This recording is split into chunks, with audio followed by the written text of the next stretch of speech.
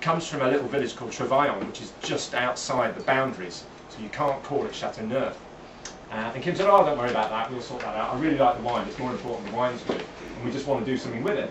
So basically what we did was, we said, no, we can definitely sell it. We think it's fantastic, and we just called it Les Vignes d'Alexandre, because the guy's name was Alex. So, you know, it was his vines that he had that were a little bit out of Chateauneuf that he was just using, sort of commercially, if you like, just to sell the wine off to whoever, because in France wine gets bought and sold at sort of brokerages all over the place. And this was the result. And the great thing about it is, he makes it in the same way that he would, or very similar ways to the way he would make white Chateauneuf du Pain. Vines are very similar in terms of quality, they're quite old vines, but they just haven't got that badge. Because they haven't got that badge, it doesn't cost as much money. That's the real beauty of it.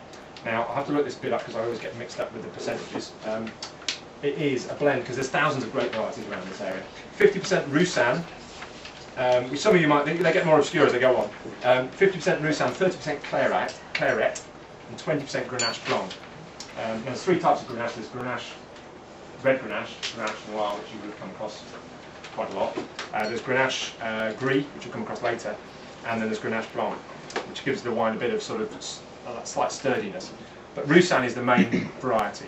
And has people come across Roussanne before? No. Some may have heard of it, some may not. You get a bit of Aussie Roussanne going around.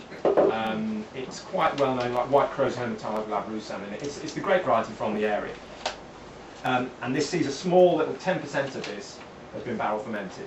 The remainder of it is completely, it sees no oak whatsoever. The idea behind that is not to impart an oaky character to the wine at all. It just slightly gives it a bit more texture. You probably won't pick any oak up on the nose.